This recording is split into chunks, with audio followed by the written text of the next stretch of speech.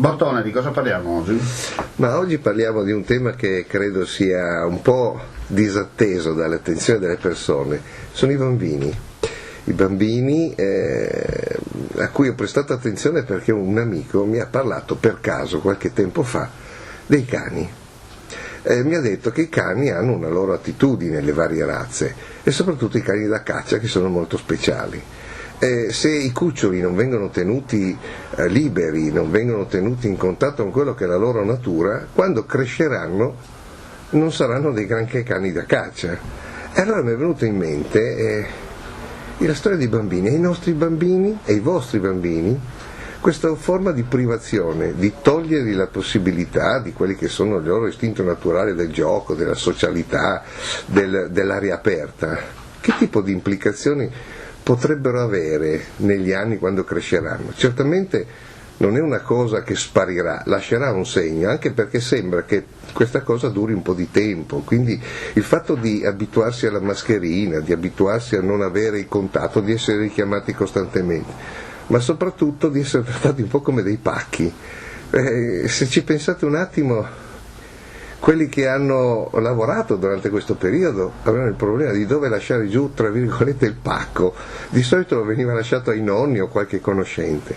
E i nonni che tipo di contatto possono avere con questi ragazzini, bambini anche, che hanno un rapporto con la tecnologia, con il mondo virtuale estremamente sciolto, in rapporto a delle persone che di tutte queste cose non sanno niente. C'è una specie di rottura, ma al di là di questo discorso dei pacchi c'è anche il fatto che i genitori che sono rimasti a casa con i loro ragazzi in definitiva li spostavano un po', penso, nell'ambito della casa, perché c'è una poca abitudine a relazionarsi con i propri bambini, perché li scarichiamo nel governo che pensa per le scuole, la loro formazione. Trovandoseli a casa è stato un po' un trauma, penso, per molte persone, per quelle poche che conosco che hanno bambini piccoli, anche loro si sono trovati un po' in difficoltà. Alla fine questi pacchi li spostavano o davanti alla televisione o davanti ai videogiochi, o stai fermo, non fare quello.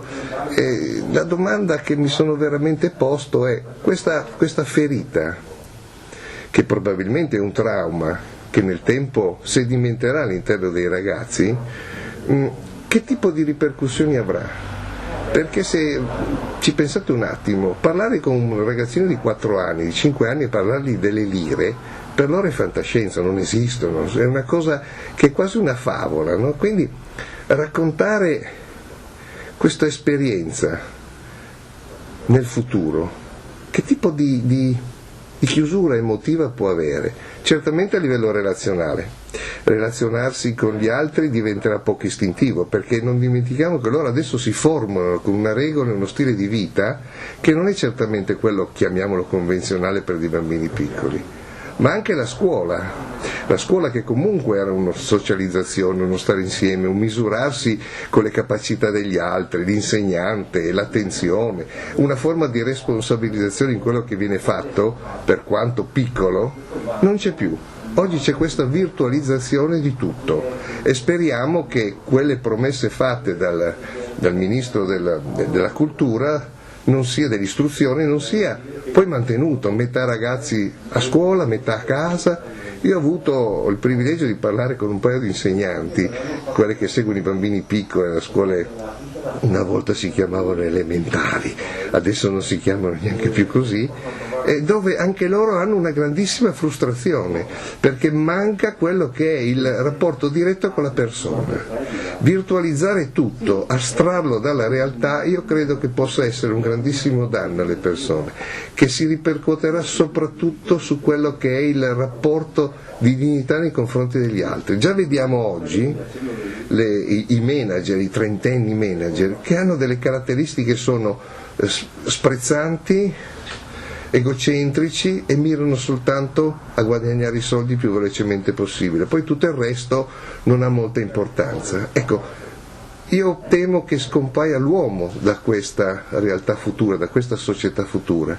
Spero proprio di no, spero che i nonni che se li sono trovati come un pacco siano riusciti a a trasmettergli qualche cosa di molto leggero e semplice, del divertimento puro di tenerli sulle ginocchia e di raccontargli magari qualche favola.